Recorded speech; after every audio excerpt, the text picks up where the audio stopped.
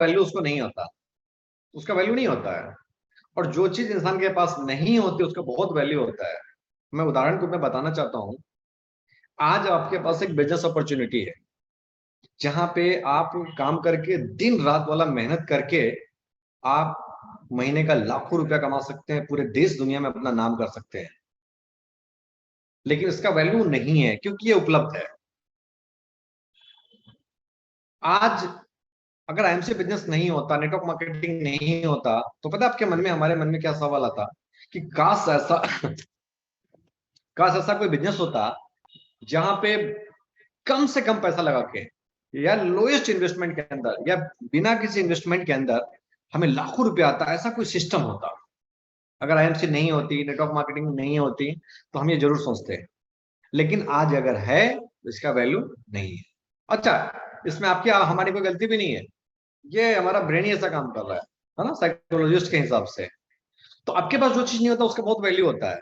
आप गौर करिए, जब आपके पास साइकिल भी नहीं था, है ना, तो आपके मन में एक चाहता था अरे साइकिल हो जाना तो मजा आ जाएगा ना, बहुत मजा आ जाएगा, मैं साइकिल से घूमूंगा, खूब बढ़िया एंजॉय करूंगा, मस्ती करूंगा, खूब मजा आएगा। लेकिन जब आपके पास साइकिल आ गया, उसका वैल्यू खत्म हो गया।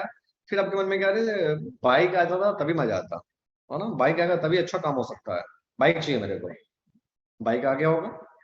जब बाइक आ गया तो आपके मन में एक सवाल आया होगा कि मन में एक सोच आया होगा, अरे बाइक नहीं है सही, कार आ जाए तो मजा आ जाए, है ना, क्योंकि जो चीज आपके पास उसका तो वैल्यू नहीं होता ना, साइकोलॉजिस्ट के हिसाब से उसका वैल्यू कम हो जाता है।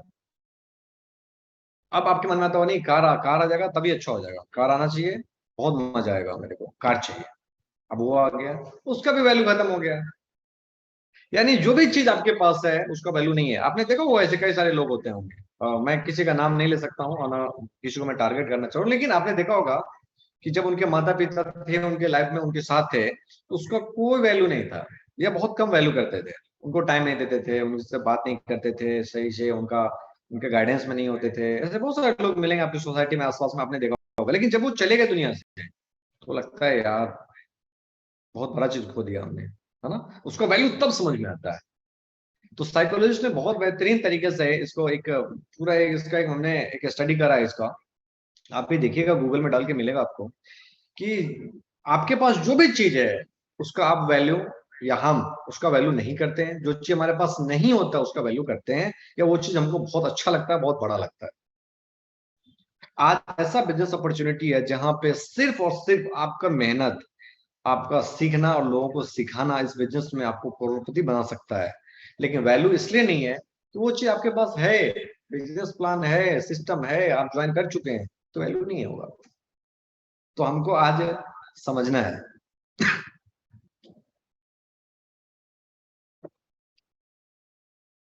वैल्यू समझिए अपलाइन की।